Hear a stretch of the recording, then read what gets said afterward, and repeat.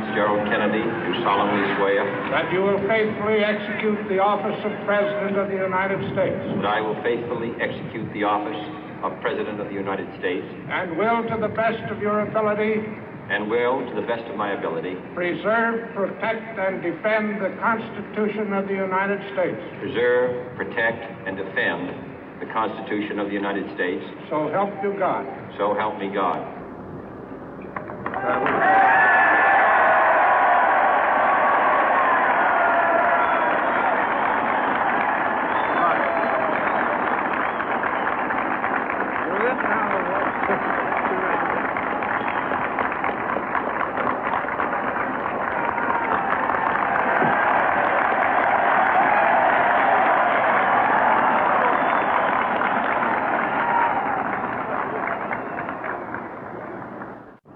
Vice President Johnson, Mr. Speaker, Mr. Chief Justice, President Eisenhower, Vice President Nixon, President Truman, Reverend clergy, fellow citizens.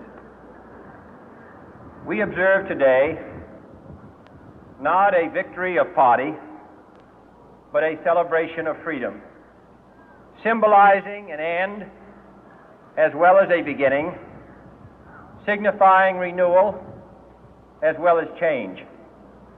For I have sworn before you and Almighty God the same solemn oath our forebears prescribed nearly a century and 3/4 ago. The world is very different now, for man holds in his mortal hands the power to abolish all forms of human poverty and all forms of human life. And yet the same revolutionary beliefs for which our forebears fought are still at issue around the globe. The belief that the rights of man come not from the generosity of the state, but from the hand of God. We dare not forget today that we are the heirs of that first revolution. Let the word go forth from this time and place to friend and foe alike that the torch has been passed to a new generation of Americans born in this century, tempered by war, disciplined by a hard and bitter peace, proud of our ancient heritage, and unwilling to witness or permit the slow undoing of those human rights to which this nation has always been committed and to which we are committed today at home and around the world.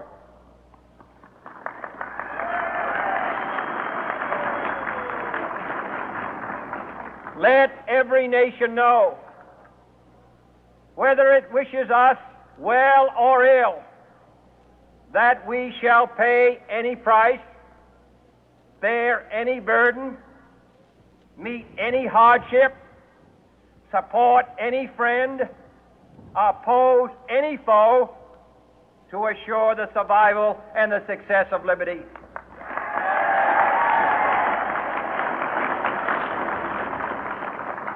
This much we pledge and more. To those old allies whose cultural and spiritual origins we share, we pledge the loyalty of faithful friends.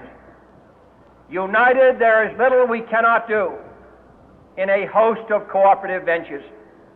Divided, there is little we can do, for we dare not meet a powerful challenge at odds and split asunder.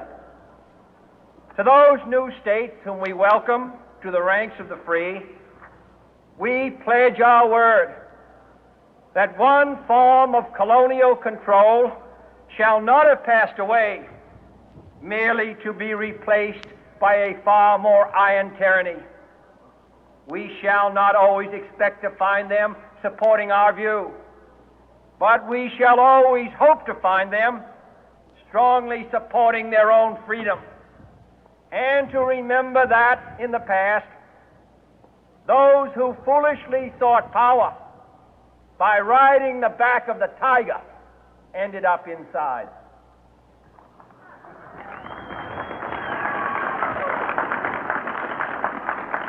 To those people in the huts and villages of half the globe struggling to break the bonds of mass misery, we pledge our best efforts to help them help themselves for whatever period is required, not because the communists may be doing it, not because we seek their votes, but because it is right.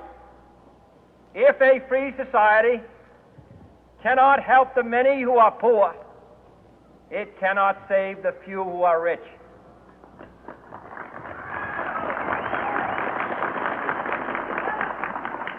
To our sister republics south of our border, we offer a special pledge to convert our good words into good deeds, in a new alliance for progress, to assist free men and free governments in casting off the chains of poverty.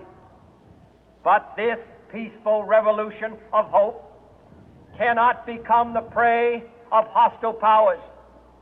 Let all our neighbors know that we shall join with them to oppose aggression or subversion anywhere in the Americas. And let every other power know that this hemisphere intends to remain the master of its own house.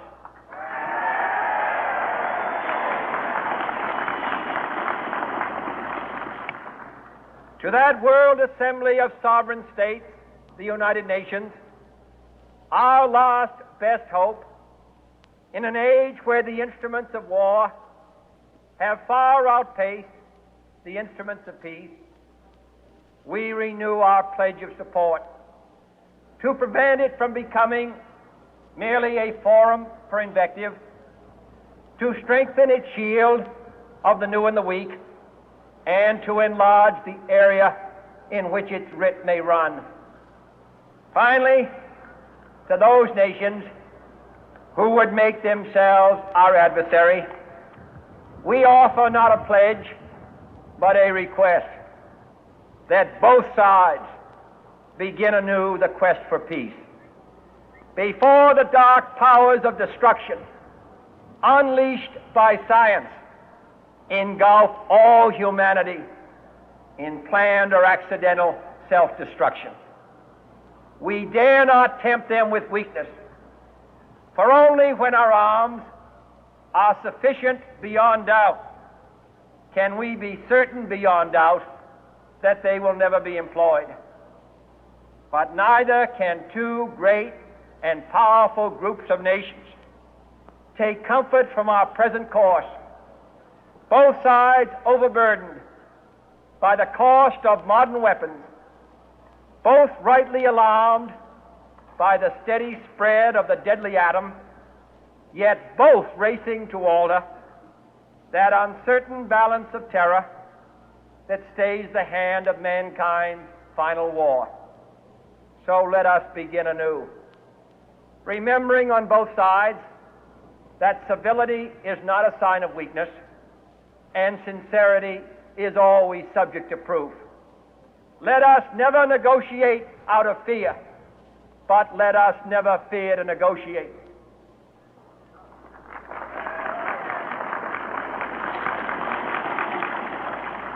Let both sides explore what problems unite us, instead of belaboring those problems which divide us.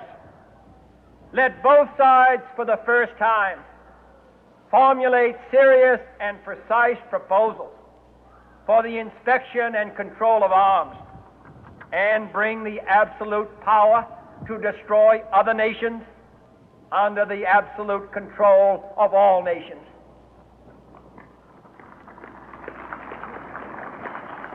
Let both sides seek to invoke the wonders of science instead of its terrors. Together, let us explore the stars, conquer the deserts, eradicate disease, tap the ocean depth, and encourage the arts and commerce. Let both sides unite to heed in all corners of the earth the command of Isaiah to undo the heavy burden and let the oppressed go free. And if a beachhead of cooperation may push back the jungle of suspicion, let both sides join in creating a new endeavor, not a new balance of power, but a new world of law, where the strong are just and the weak secure and the peace preserved.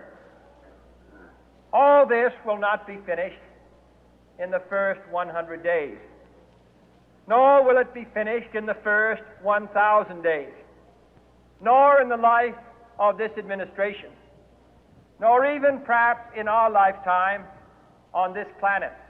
But let us begin.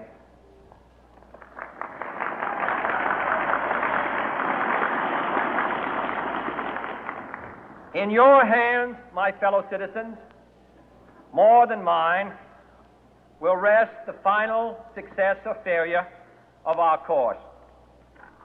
Since this country was founded, each generation of Americans has been summoned to give testimony to its national loyalty. The graves of young Americans who answered the call to service surround the globe. Now the trumpet summons us again, not as a call to bear arms, though arms we need, not as a call to battle, though in battle we are, but a call to bear the burden of a long twilight struggle, year in and year out, rejoicing in hope, patient in tribulation, a struggle against the common enemies of man, tyranny, poverty, disease, and war itself. Can we forge against these enemies a grand and global alliance, north and south, east and west, that can assure a more fruitful life for all mankind? Will you join in that historic effort?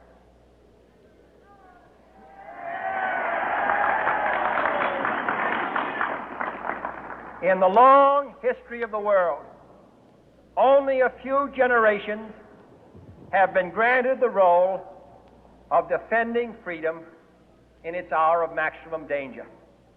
I do not shrink from this responsibility. I welcome it.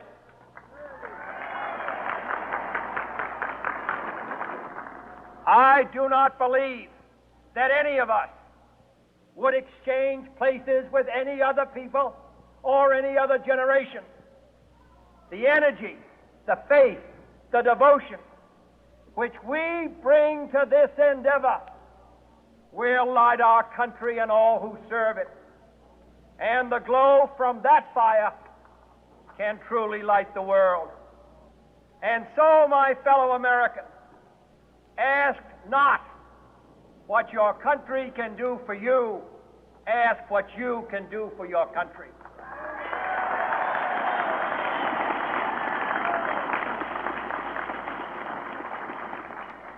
My fellow citizens of the world, ask not what America will do for you, but what together we can do for the freedom of man.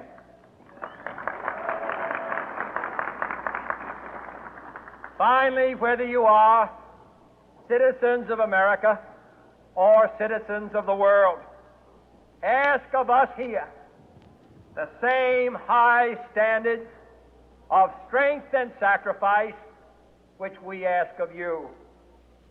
With a good conscience, our only sure reward, with history the final judge of our deeds, let us go forth to lead the land we love, asking His blessing and His help, but knowing that here on earth God's work must truly be our own.